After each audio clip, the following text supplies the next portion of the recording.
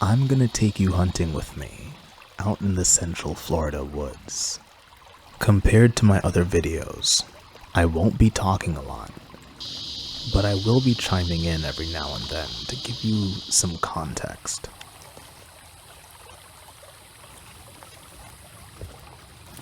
Right now we're in a place we've never been, and we're looking for white-tailed deer. We've only got 6 hours in this whole hunting season, so we're gonna have to put all of them to good use.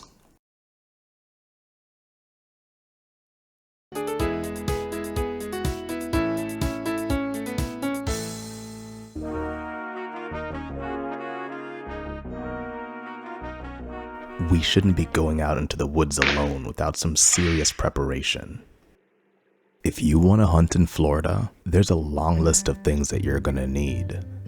But the most important thing if you're just getting started is some permethrin spray. Don't go out deep into the woods unless you're planning on using this. Permethrin's gonna protect us from deer ticks and prevent us from getting Lyme disease. It also makes the clouds of mosquitoes hovering around you slightly less dense.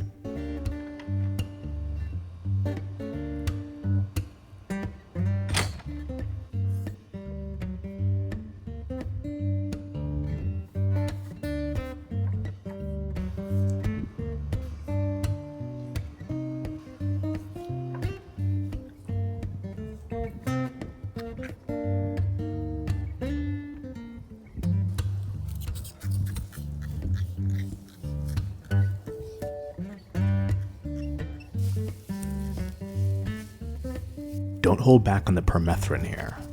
Ideally, you want every inch of your clothes soaked with the spray.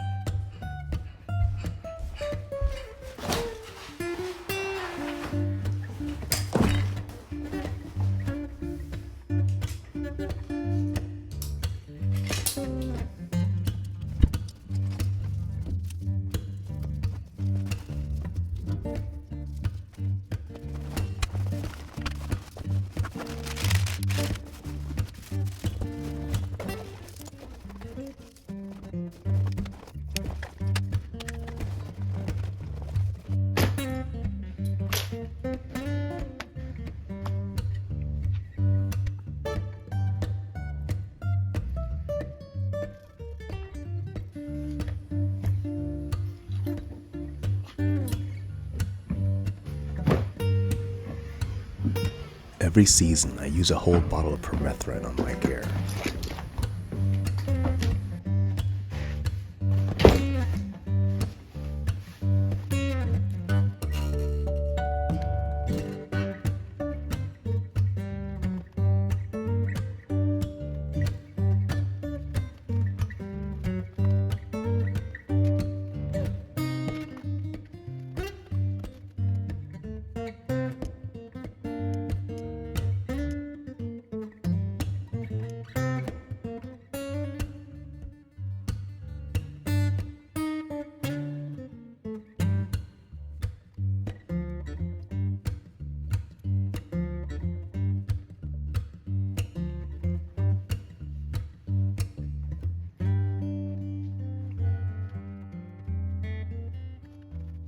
I need to know where every single item in my bag is, so that I can get it quickly even if I'm in the dark. I pack my bag the same way every season.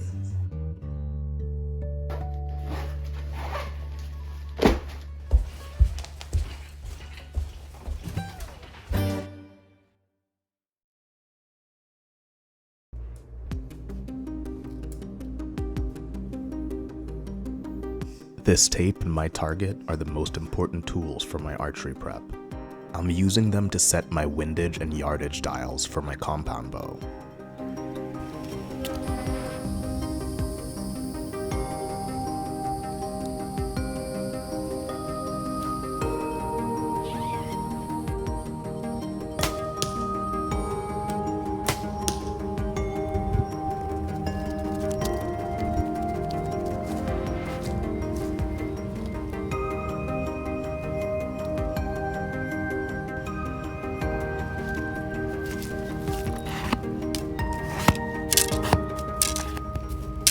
It took another round to get my aim dialed in, but once I did, it was onto the polishing step.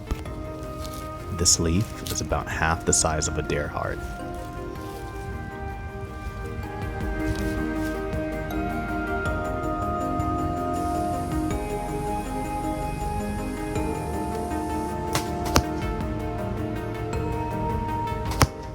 If I can consistently hit this leaf at 40 yards,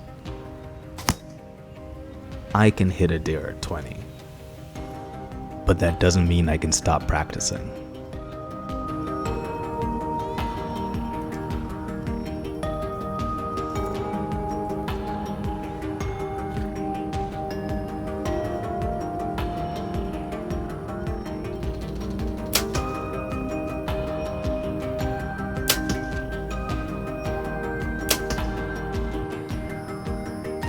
After every round, I make a few adjustments to the windage and yardage knobs on my bow.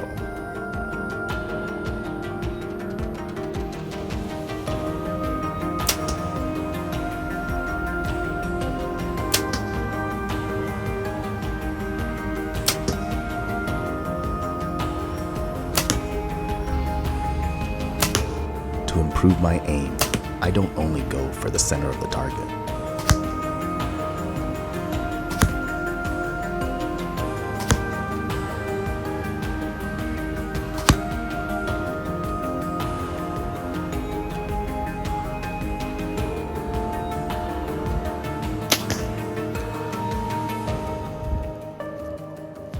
When you hunt in Florida, there's no guarantee that you'll even see deer. So I want to make every shot count. And that means I practice every single day.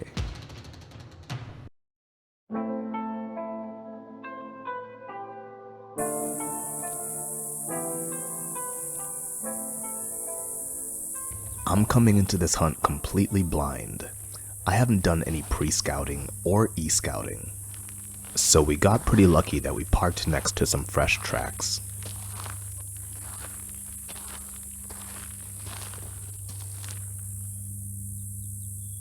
The earlier tracks came from deer, but these are not from deer. Different species of animal use the same game trails.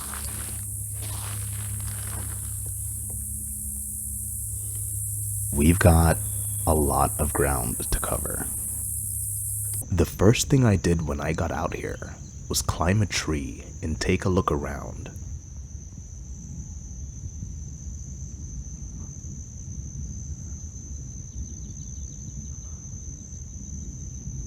There are over 6 million acres of wildlife management area in Florida. The one we're in only has 20,000.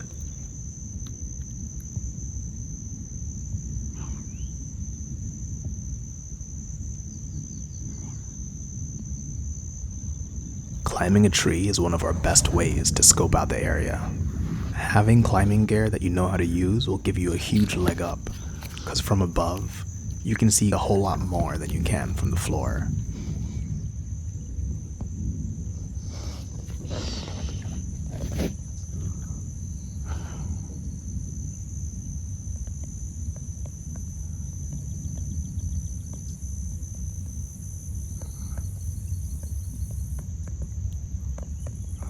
I spotted some game trails going around the stand of oak and pine, so that's where we're off to next.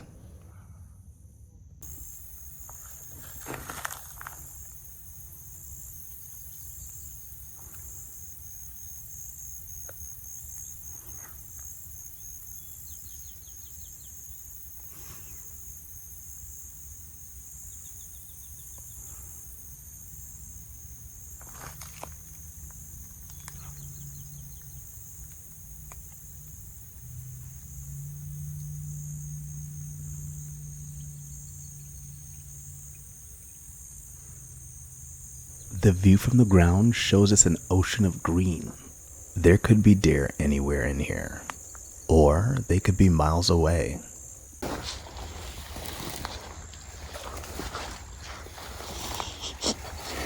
I'm not 100% sure if the marks on this tree came from bears or deer. A little earlier, we definitely found signs of bears.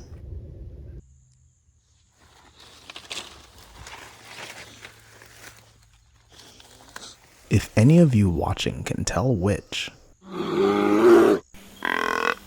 please let me know in the comments.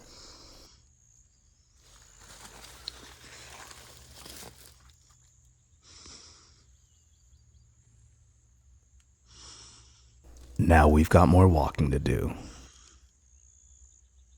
After putting a few miles in our rearview mirror, I came across a stream. Water sources are a great place to hunt, especially if there aren't many in our area.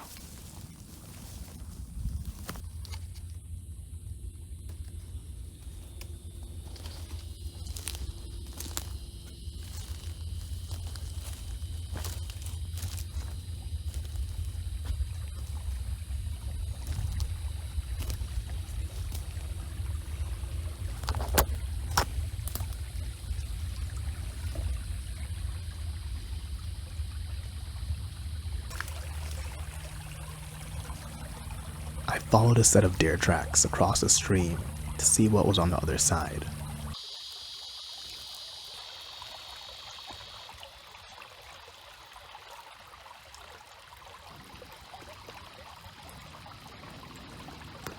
But after seeing that it was just a scrub palm desert, I turned back around.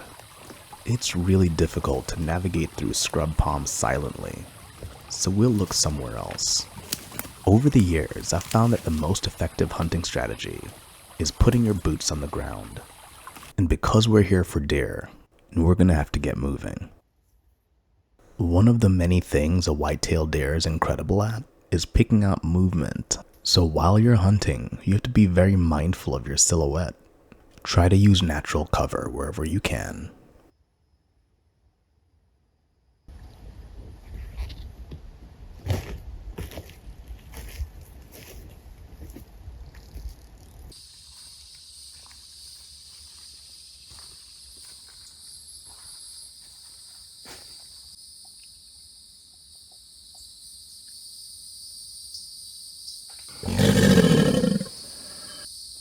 Ponds like this are a great home for swamp puppies. But in a habitat as wet as this, it's not a great place for hunting deer.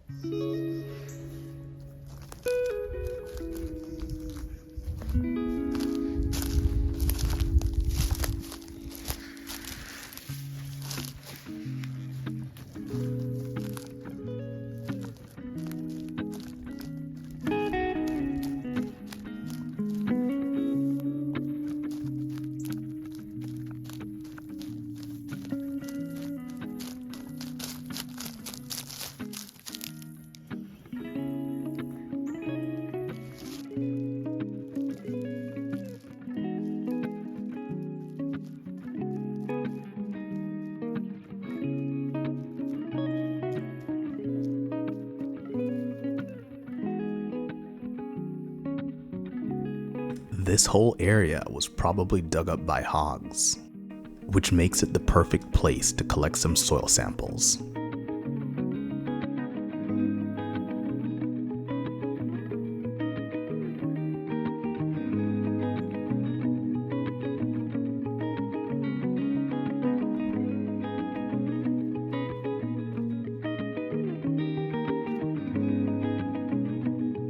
Whenever I go out into the woods, I collect a few soil samples in Ziploc bags. If the samples look good under a microscope, I'll multiply the microbes found in them to be used as fertilizer on the farm.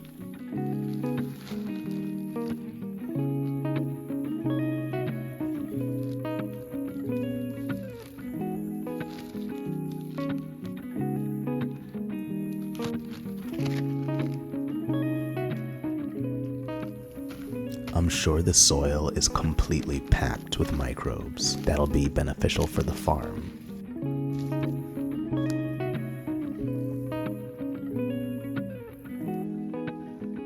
We've spent more than an hour in this section of the wildlife management area, and we've seen more signs of hog than deer. So instead of doubling down on this location, we're gonna head back to the car and find somewhere else to look.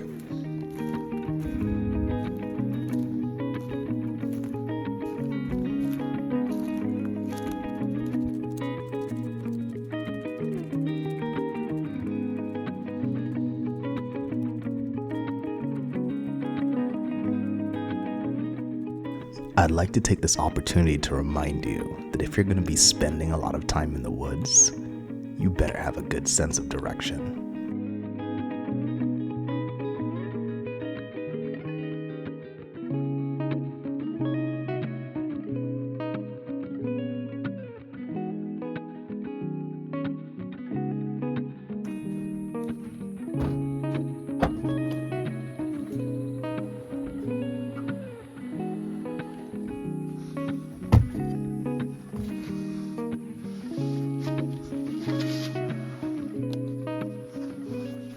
Although we saw lots of sign in this part of the wildlife management area, we haven't seen any actual deer. So we're gonna drive a few miles away and check somewhere else.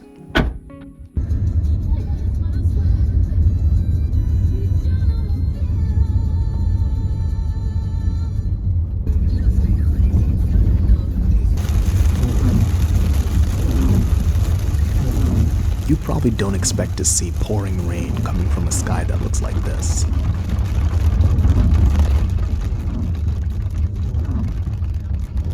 If you're lucky, the sudden storms won't last too long, but don't count on luck.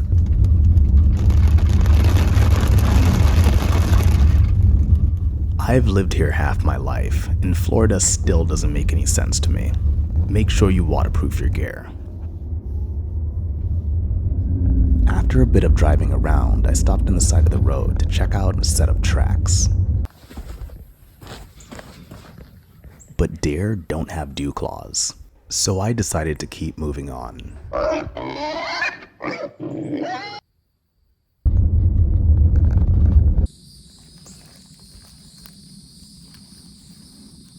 When you're walking in the woods, you have to make a choice between stealth and speed. We've got less than 4 hours left in this hunt, so we're focusing a bit on speed here. This is about as fast as I'll walk through good habitat for deer. Their hearing is a whole lot better than ours, and we'll have to get pretty close to get a good shot.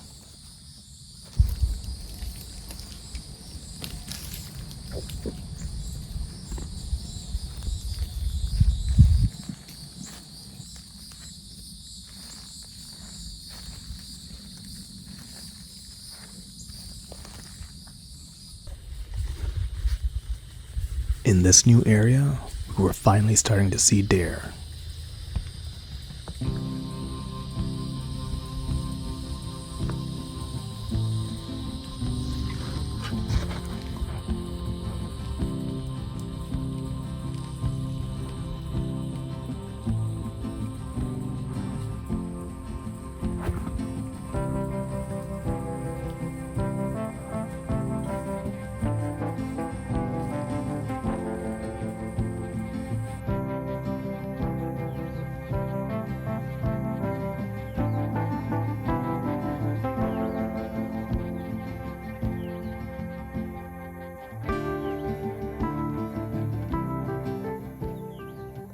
We also found a great location for another soil sample.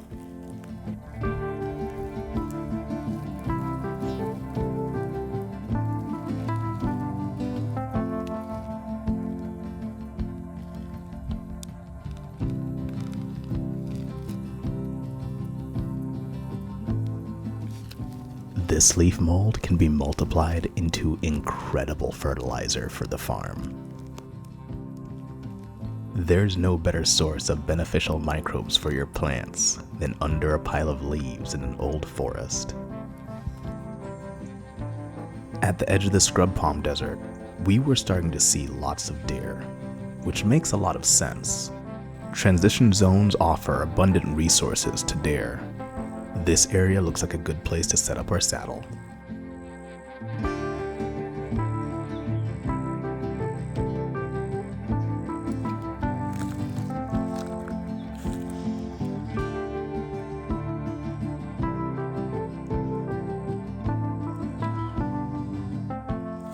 And about 100 yards away, at the edge of a small pond, I climbed up the palm tree and set up my hunting gear.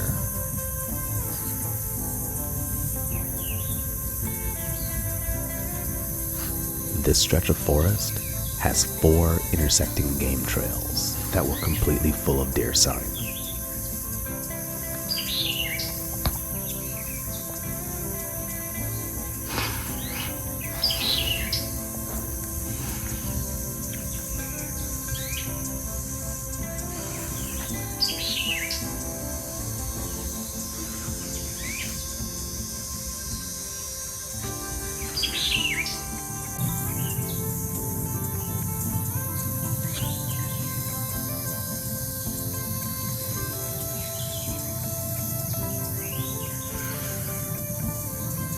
I have no idea which direction the deer are going to be coming from, but this palm tree gives me almost a 360-degree shot radius.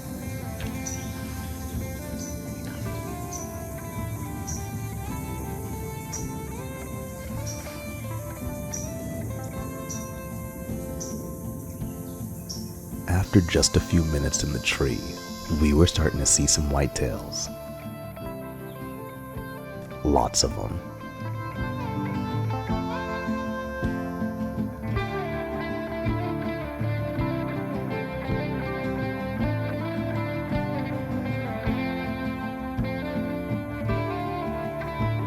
Another doe walked by at 40 yards, but we're looking for something a little bigger.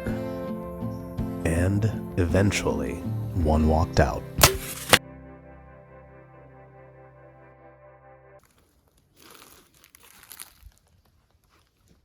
If you made a good shot, you should have a pretty visible blood trail to follow.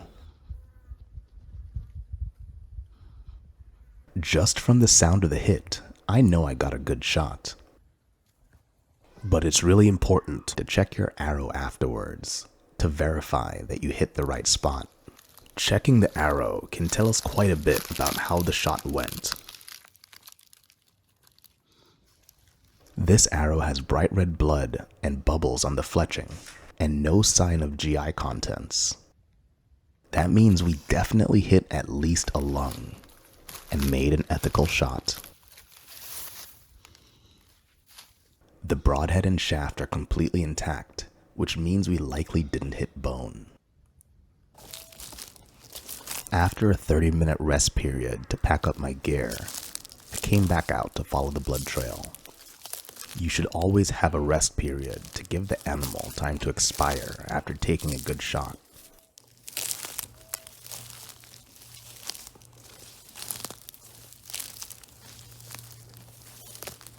This is a very solid blood trail. Trails this dense normally only appear when you've hit both the heart and the lungs.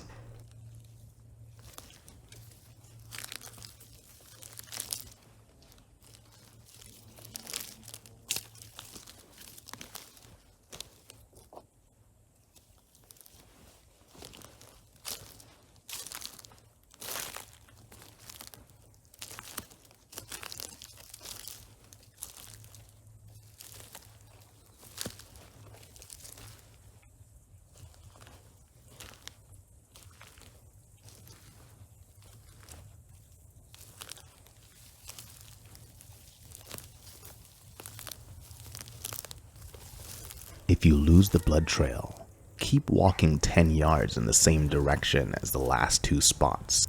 Deer are a lot faster than you think and cover a lot of ground even when they're critically injured.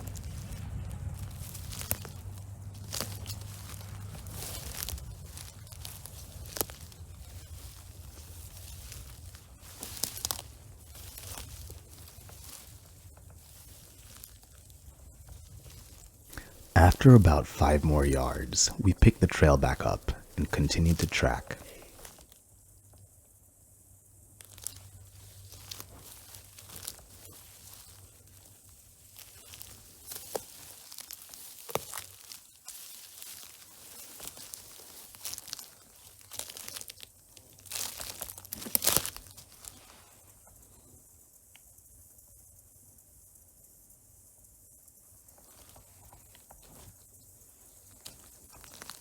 And soon, we found our deer. There's a big reason I'm hanging back and observing right now. Even if you're certain you got a good shot and you're sure that the game is down, it's important to approach with extreme caution. Although you guys are with me, I'm technically hunting alone, and I don't want to be incapacitated by a wild animal this deep in the woods. After being completely sure that the deer was ready to be harvested, it was time for the field dressing. We've got several miles to go to get back to the car, and removing an animal's organs not only lowers the weight, but also decreases the temperature of our meat to prevent it from going bad as quickly. While doing my field dressing, I normally take some time to find out where my shot placed, so I can know if there's anything I need to adjust for my next hunting trip. Although I set my bow to 40 yards for the shot, the deer was likely closer to 43 or 44, so I hit a few inches lower than I expected. Luckily, I didn't ruin the heart. Looks like we'll be having some Jaeger schnitzel.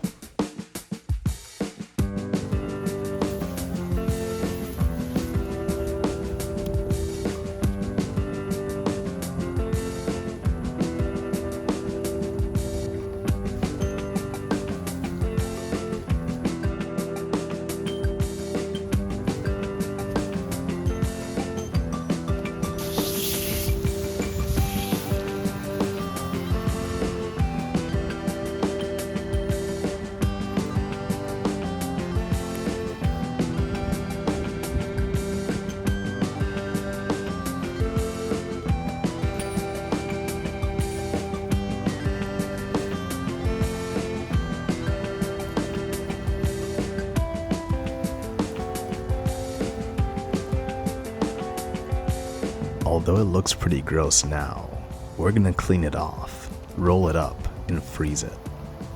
I've got plans for this pelt.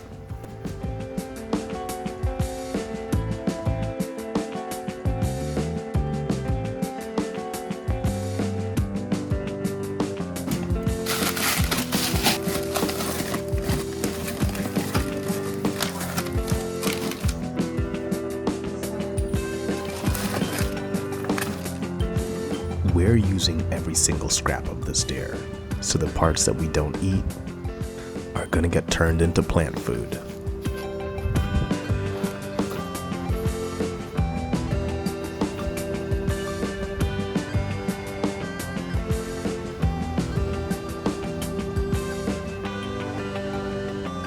The most important thing you need to know about composting gain animals is to add enough carbon to offset the nitrogen that it'll put off. With enough carbon in your piles, the ammonia off-gassing from the meat will be reabsorbed and won't produce that distinctive smell of rotting animal. We'll be using the bones that don't break down to make a calcium and phosphorus based fertilizer later.